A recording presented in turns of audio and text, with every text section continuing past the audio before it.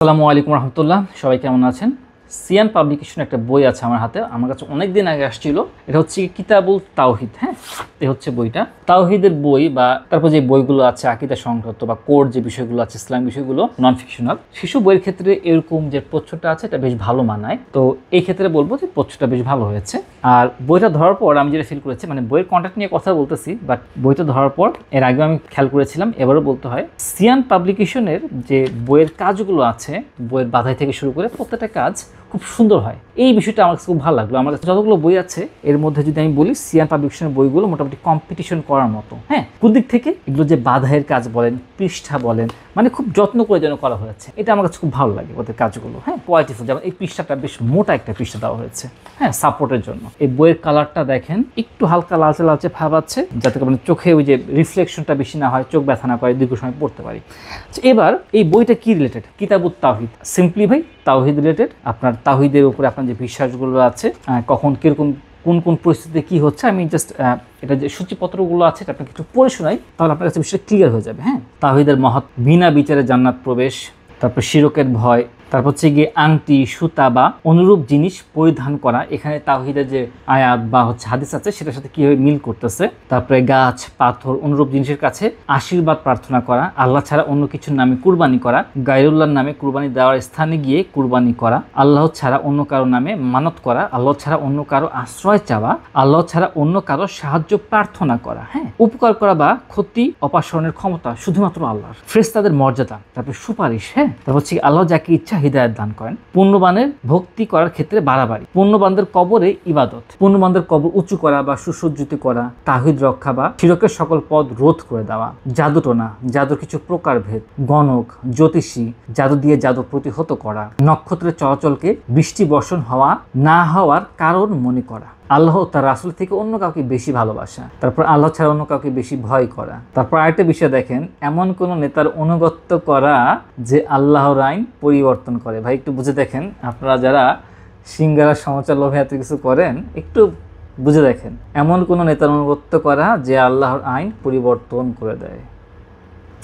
তারপর হচ্ছে কি তাগুদের কাছে বিচার প্রার্থনা করা, আল্লাহর কোনো নাম বা বৈশিষ্ট্য অস্বীকার করা, আল্লাহর নামে কোনো মানুষের নাম রাখা, দিনের কোনো বিষয় নিয়ে ঠাট্টা বিদ্রুপ করা, অন্য কাউকে আল্লাহ ছাড়া অন্য কাউকে সন্তানদাতা মনে করা, আল্লাহর নাম ও সিফত সমূহ আল্লাহর ওপর শান্তি বর্ষিত হোক বলা, তুমি যদি চাও তাহলে দাও, ইত্যাদি রকম শর্ত জুড়ে দোয়া করা, বাতাসকে গালমন্দ করা, বিগত বিষয়ের ব্যাপারে যদি এমন হতো বলা। হ্যাঁ, তাকদির অস্বীকার করা, প্রাণীর ছবি তৈরি করা, অতিরিক্ত কসম করা, আল্লাহ ও রাসূলের সঙ্গে কৃত চুক্তি অঙ্গীকার রক্ষা করা। হ্যাঁ, এবং অন্যান্য বিষয়গুলো এখানে টপিকগুলো আছে। এখানে একটা ইউনিক আমি একটু বিষয়টা বলি, সেটা হচ্ছে গিয়ে প্রত্যেকটা টপিকে আপনি যখন যাবেন, হ্যাঁ, প্রত্যেকটা টপিকে, যেহেতু বইটা মূলত হচ্ছে গিয়ে তাওহিদ নিয়ে, মনে করে একটা সূরা নিয়ে আলোচনা হলো অথবা একটা আপনার হাদিস বলা হলো, সেই হাদিসটার পরবর্তীতে আপনার সেই হাদিস বা আয়াত থেকে আপনি কি শিক্ষা পাচ্ছেন পয়েন্ট আকারে দেওয়া থাকবে। মানে প্রত্যেকটা টপিকে যখনই আয়াত আসতেছে, যখনই হাদিস আসতেছে, সেখান থেকে আমি কি শিক্ষা পাচ্ছি কনফার্ম আছে। এরপর যেটা করা হয়েছে, তাওহীদের সঙ্গে প্রাসঙ্গিকতা, ওই আয়াতটা, ওই বিষয়টা তাওহীদের সঙ্গে কিভাবে প্রাসঙ্গিক হচ্ছে। মনে করেন আপনি বুঝতে পারলেন যে আপনার ঠিক বেঠিক ফাইন, কিন্তু তাওহীদ যে বিষয়টা আছে এর সাথে ওইটা কিভাবে প্রাসঙ্গিক হচ্ছে সেটা ইন্টারলিঙ্ক করে দেওয়া।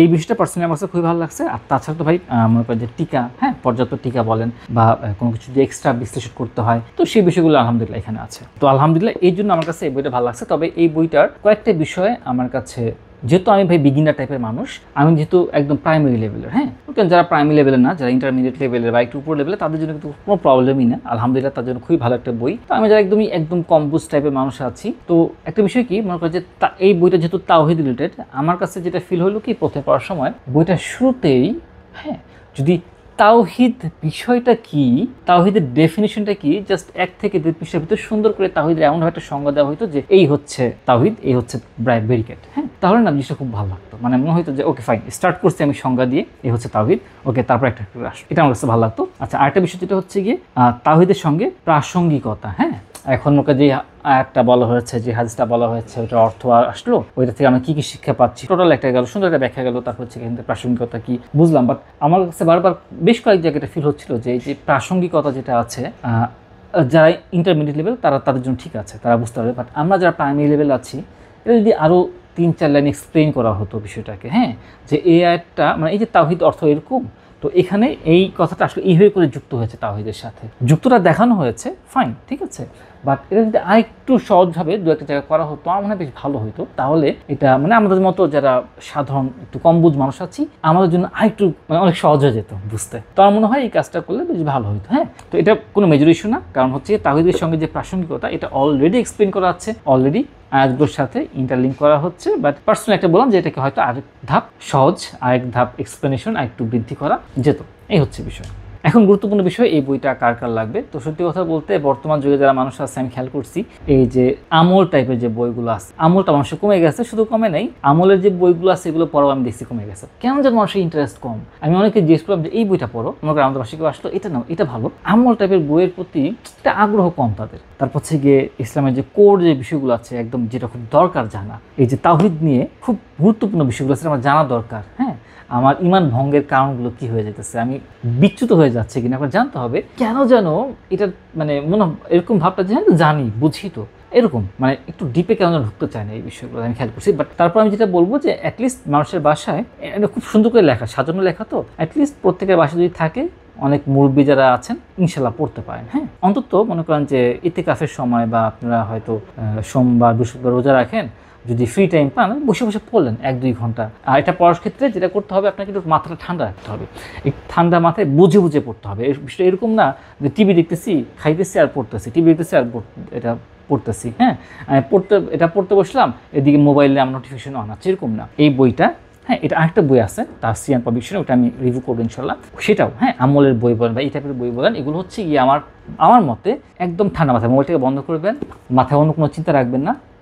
মনে মনে ভাববেন যে আমার কাছে যথেষ্ট টাইম আছে, দুনিয়ার অফুরন্ত সময় আমার কাছে পড়ে আছে, একটু ঠান্ডা মাথায় পড়ি, একটু বোঝার চেষ্টা করি কি বলতেছে কথাগুলো, আমাকে কি বোঝাতে চাচ্ছে। আচ্ছা, আমি কি আসলেই এটা কি ফলো করতেছি কিনা আসলে, আচ্ছা এই বিষয়গুলো আমার ভেতরে কি ঘটতেছে, বা আমার পরিবারের মানুষ কি এরকম আচরণ কি তারা করে, আপনি দেখবেন যে কিছু না কিছু মিল পাবেন।